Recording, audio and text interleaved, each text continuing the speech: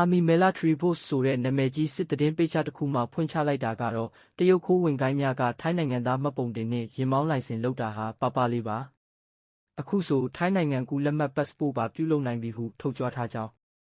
Army Military Post ပေကြကလူမှုကွန်ရက်စာမျက်နှာပေါ်တွင်နိုင်ငံသားများအထူးသဖြင့်တရုတ်နိုင်ငံသားများနှင့်အနောက်နိုင်ငံသားများသည်ထိုင်းအစိုးရ၏တရားဝင်ထောက်ထားစာရွက်စာတမ်းများကိုဗီဒီယိုနှင့်ဓာတ်ပုံများဖြင့်ကြောဝါနေကြသည့်ကိစ္စနှင့်ပတ်သက်၍စောင့်ကြည့်လေ့လာရန်မေးခွန်းထုတ်ထားသည့်စာသားတစ်ခုကိုတင်ခဲ့သည်ယခင်ကထိုင်းနိုင်ငံသားစစ်ဆေးရေးကတ်နှင့်ရင်မောင်းလိုင်စင်များကိုကြောဝါခြင်းများသာတွေ့ရှိခဲ့ရတော့လဲလက်တလောတွင်ထိုင်းနိုင်ငံကူလက်မှတ် passport ကိုပါကိုင်ဆောင်ထားကြောင်းပြဩဆိုလာကြပြီးထိုင်းနိုင်ငံတွင်ရေရှည်နေထိုင်ရန်နည်းလမ်းများကိုပါလမ်းညွှန်ပြသနေကြသောကြောင့်အဆိုပါစာရွက်စာတမ်းများကိုမည်သို့မည်ပုံရရှိလာခဲ့သလဲဆိုသည်ကိုလူထုကြားတွင်မေးခွန်းထုတ်เสียဖြစ်လာခဲ့သည်အဆိုပါ post တွင်ဖော်ပြထားချက်အရအကယ်၍ထိုအချက်လက်များသည်အမှန်တရားဖြစ်ပါက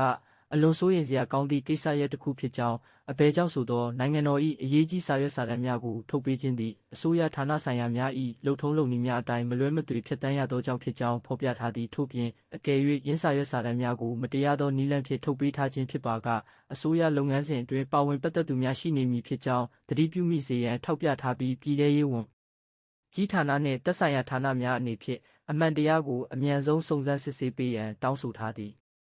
ဒီကိစ္စရပ်သည်လူမှုကွန်ရက်အသုံးပြုသူများကြားတွင်အထူးစိတ်ဝင်စားခြင်းခံနေရပြီးအစိုးရအနေဖြင့်အချက်လက်များ၏မှန်ကန်မှုကိုအမြန်ဆုံးစုံစမ်းစစ်ဆေးပေးရန်တောင်းဆိုသူများရှိသလိုထိုင်းနိုင်ငံသားအဖြစ်ခံယူခြင်းနှင့်ထိုင်းနိုင်ငံကူလက်မှတ်ကိုင်ဆောင်ခြင်းတို့သည်ရှင်းလင်းပြတ်သားသောဥပဒေလုပ်ထုံးလုပ်နည်းများရှိပြီးသားဖြစ်သောကြောင့်ယင်းကိစ္စကိုဗတ်ပေါင်းစုံမှတေချာစွာစစ်ဆေးသင့်ကြောင်းနှင့်အကယ်၍မမှန်မကန်လှုပ်ဆောင်ထားခြင်းကိုတွေ့ရှိပါကဥပဒေအရပြတ်ပြတ်သားသားအရေးယူသင့်ကြောင်းအကြံပြုပြောဆိုသူများ